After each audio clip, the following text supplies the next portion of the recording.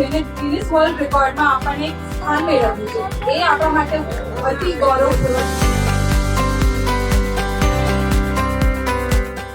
મિત્રો, આજે આ ફૂલોથી સુશોભિત લુણસીકોઈ મેદાનમાં જે રીતે ફૂલોનો ઉપયોગ કરીને જે વ્યવસ્થા ગોઠવવામાં આવી છે, જે રીતે શણગારવામાં આવ્યું છે, અલગ અલગ મહાન વિભૂતિઓને પણ એમાં જોડવામાં આવ્યા છે. મહાત્મા ગાંધીજી, સરદાર વલ્લભભાઈ પટેલ, જમશેદજી ટાટા, સંસદ ભવન અને 95,000 ફૂલોથી નવસારીને જે રીતે અહીંયા જોડ્યું છે, ખરેખર અવિશ્વસનીય લાગે કે નવસારીમાં આવું થઈ શકે. નવસારીને આ 5મો એવોર્ડ મળી રહ્યો છે, ગિનેસ બુકનો એવોર્ડ. આજે 5મો એવોર્ડ એક શહેરને, એક નાનું શહેર જે હમણાં જ મહાનગરપાલિકા બની હોય એમાં સારા કામને કારણે જ્યારે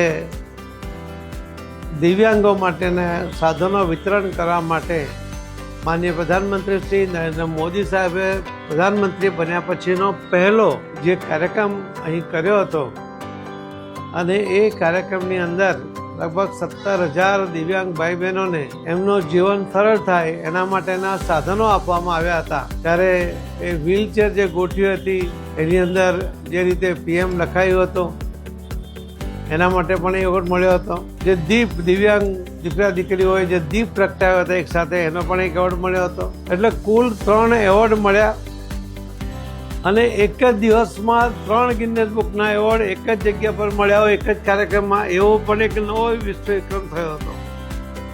ત્યાર પછી સફાઈ માટે એક ગિનેસ બુકનો એવોર્ડ મળ્યો અને આ 5મો એવોર્ડ આજે આપણને નવસારીને મળી રહ્યો છે. એના માટે હું નવસારીના સૌ નગરજનોને અભિનંદન આપું છું.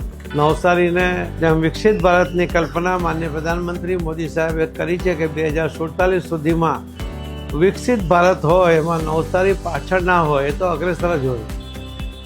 અને મને વિશ્વાસ છે કે આવા અનેક નવા પ્રયોગો દ્વારા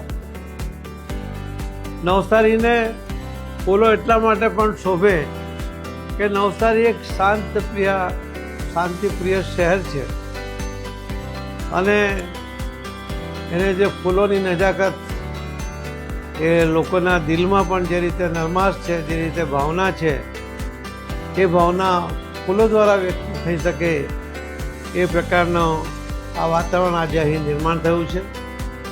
હું ફરીથી નવસારીના નગરજનોને, સૌ અધિકારીઓને, કર્મચારીઓને, પદાધિકારીઓને, આપ સૌને ખૂબ ખૂબ અભિનંદન આપું છું.